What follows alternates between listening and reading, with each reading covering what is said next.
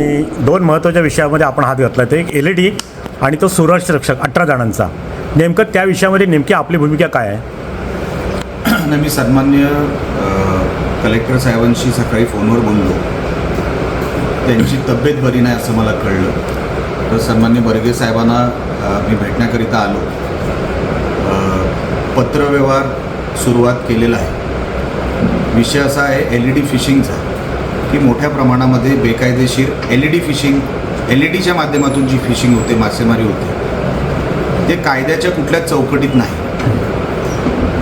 आता फिश ब्रीडिंगचा जो वेळ असतो, ह्या पावसाळ्याचा वेळ जो आपण समजतो, त्या ब्रीडिंगच्या काळात पण जर काही LED फिशिंग होणार असेल, डीप फिशिंग होणार असेल, तर छोट्या मच्छीमारांनी काय करावं, त्यांनी उदरनिर्वाह कसा करावा, हा फार मोठा प्रश्न आहे. आणि फक्त LED फिशिंग आपल्याच काही ठराविक 10 नॉटिकल माईल 12 नॉटिकल माईलच्या बाहेर जी काही केली जाते, ही सगळी बेकायदेशीर आहे. LED फिशिंगला आपल्याकडे परवानगी नाही. मग ते कसे करतात, कुठल्या अधिकाराखाली करतात, हे एकदा फिशरीज डिपार्टमेंटने आम्हाला सांगावं. नाहीतर आम्ही फिशरीज डिपार्टमेंटला पण आम्ही धारेवर घेऊ. हे सांगण्यासाठी ऑफिशियल पत्रव्यवहार जो पहिला रेकॉर्डमध्ये आणण्यासाठी जो करावा लागतो, तो मी आता सुरू केलेला आहे. दुसरा विषय आपण जो विचारला तो 18 सुरक्षा रक्षकांचा. सिंधुदुर्गामध्येही ही परिस्थिती काही सुरक्षा रक्षकांवर आली होती.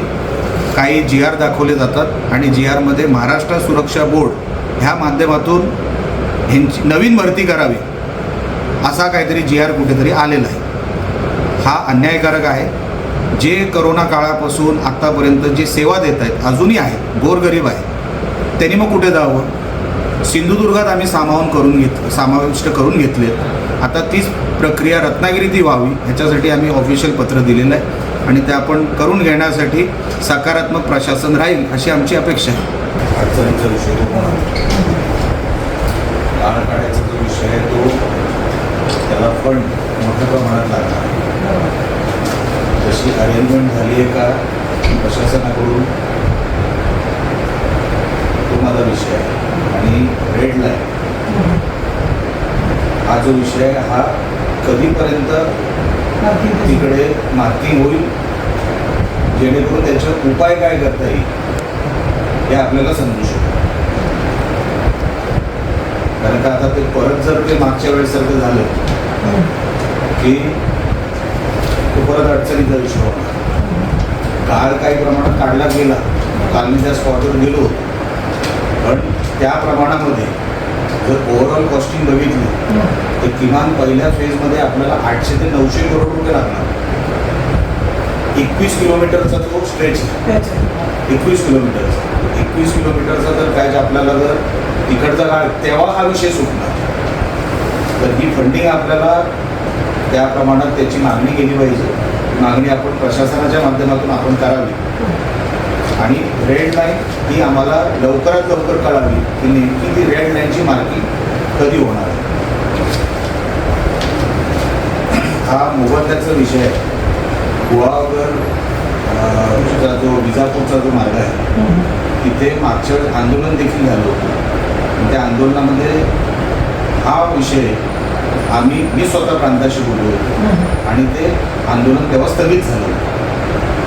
त्याच्यानंतर काही हालचाल झालेली नाही. कॉम्पन्सेशनचा विषय आहे, अनेक वर्षांपासून आमच्याकडे आलेला नाही. हाच विषय फक्त त्यांना सांगण्यात येतो. ते आता लोक कधीपर्यंत ऐकून घेणार आहेत हा फक्त आमचा विषय आहे.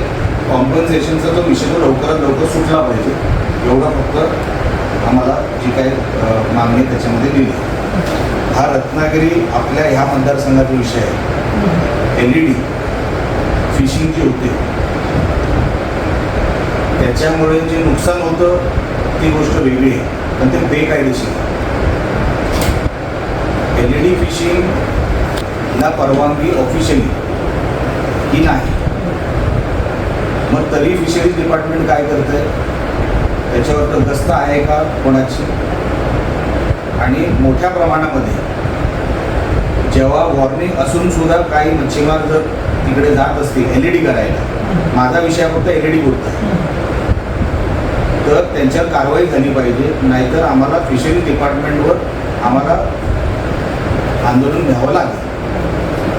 त्यांना सांगा मोठ्या प्रमाणामध्ये जर ऑफ सीझनमध्ये जर तुम्ही फिशिंग कराल तर मग नारळी पौर्णिमेनंतर जेव्हा जाळं टाकलं जातं त्याच्यामध्ये लहान मच्छीमार कसा लागणार?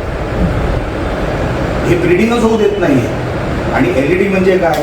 एक तर LED बेकायदेशीर, ते तुम्हाला ती पद्धत माहिती असेल, मला काही वेगळं तुम्हाला सांगायची काही गरज नाही. फिशरीज डिपार्टमेंटला फक्त आपण ताकीद द्या, हे जर बंद झालं नाही तर आम्हाला आमच्या पद्धतीने पक्ष लेवलवरती कारवाई त्यांच्यावर आम्हाला करावी लागेल. टाइम्स डिजिटलला लाईक करा, सबस्क्राईब करा, शेअर करा आणि बेल आयकॉन दाबायला विसरू नका. पाहत रहा टाइम्स डिजिटल.